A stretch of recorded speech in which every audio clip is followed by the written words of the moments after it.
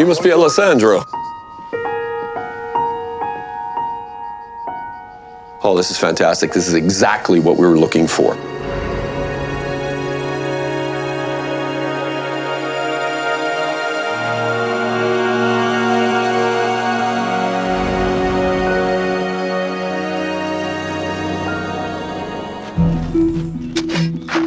One of the lasting legacies of World War II is the amount of soldiers' personal artifacts that can still be found on battlefields or in museums around the world. As a military historian, I know that every war artifact has a story to tell, especially items with a name or a number etched on it.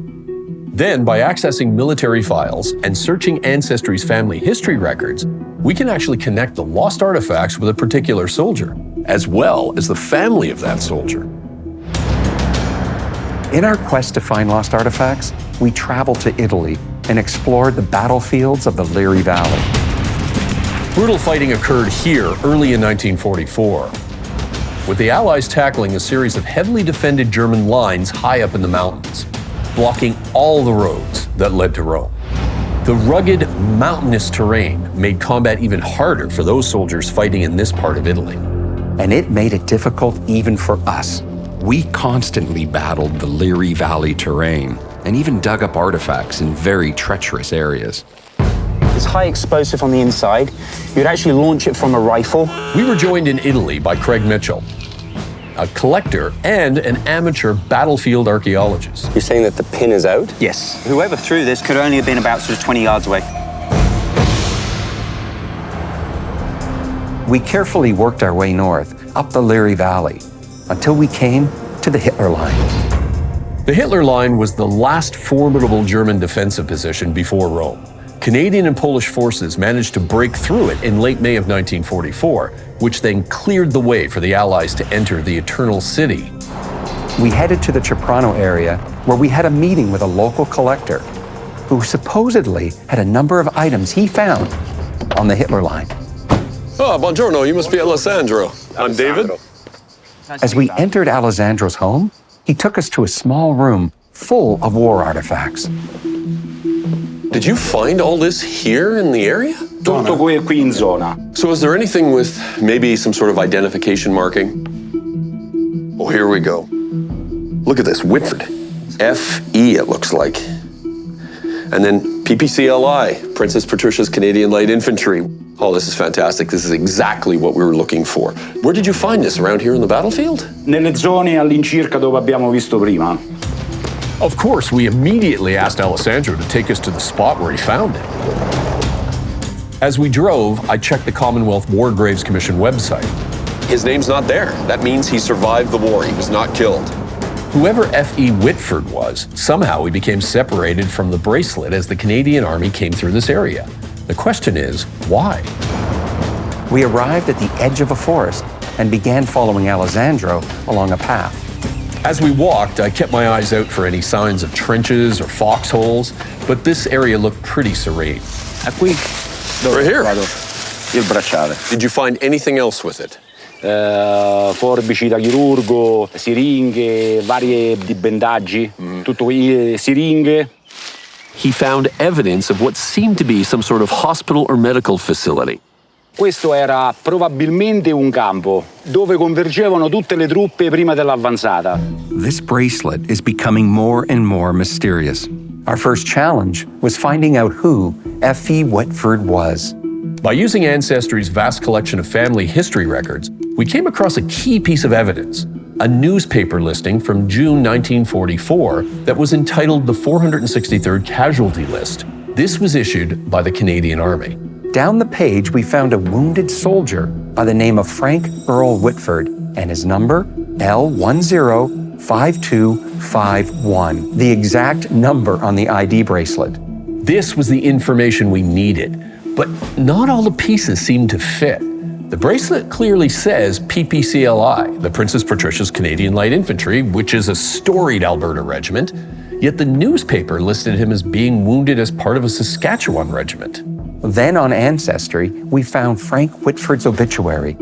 In it was a clue that only confused the story even more. It stated he went overseas and fought with the Westminster Regiment out of British Columbia. Luckily, the obituary also gave us the names of his immediate family. To solve the mystery of the bracelet, we had to bring the family over to Italy. They arrived 4 strong, including Frank's wife, Margaret, and children Jim, Sharon, and Kathy. We first want to take them to an area south of the Hitler line, where we believe Frank was wounded. On the way, Kathy tells us about living with her father and a very different kind of battle scar.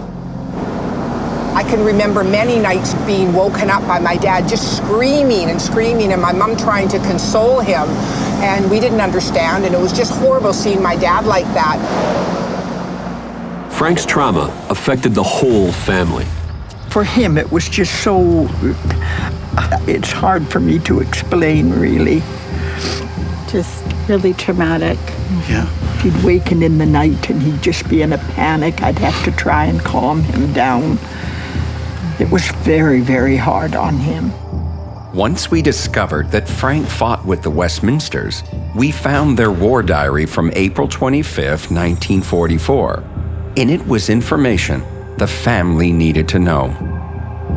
At the end of April, on the 25th, there's a notation about 2 men who were wounded by shell fire right where we're standing right now. We're pretty confident that one of them was your father. Your father was wounded probably within 100 feet of this spot. Unreal.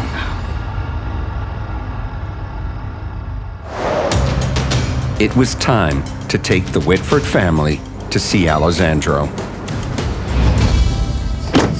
This is members of the Whitford family. Alessandro. Nice to meet you, Alessandro. This is the reason why we brought you here. Because Alessandro has something of Frank's. What he found on the battlefield. Oh, Mom, it's his tag. Look what it says. Well, I never thought there'd ever be anything like this. But there's one more mystery to solve. In the middle has the regiment PPCLI, and we're trying to see if you had any information, because all we know is that he fought here with the Westminsters. It was then that the biggest surprise occurred. Jim Whitford pulled out a photo album and scrapbook that he brought all the way from Canada. This is a picture of my dad when he just entered into the service. As we leafed through the album, there was one incredible piece of evidence which they had overlooked. There we go. Guys, here's the evidence. Oh, that's what we needed. So Frank joined the Princess Pats in 1943, then transferred to the Westminster Regiment before going overseas. For some unknown reason, he never told Margaret or the kids. Then I noticed something else that really took this to a completely different level. As I was going through, I noticed this. Taken on strength, 16 Canadian Special Employment Company from 2nd Canadian Exhaustion Center, 13th of September 44. So he was attached to this particular exhaustion unit, which was rather experimental. They were dealing with people who had suffered massive traumas in battle, which could explain what they were doing down there in the valley. Now it all makes sense. After his wounding, Frank Whitford suffered from post-traumatic stress disorder. He lost his bracelet when he was being treated in the camp near Alessandro's house. Sadly, like so many other soldiers, he carried the scars of battle for the rest of his life. A ridare questo oggetto personale ai familiari, alla moglie e ai figli, perché è la cosa più bella che potete avere. Thank you so much. Now, after so many years, Frank Whitford's ID bracelet is going home. It's been 75 years since men and women like Frank Whitford served in this war. Many of their stories, like this one, still remain untold. To honor our ancestors, we must discover their stories And celebrate their grit, their tenacity, and above all, their humanity.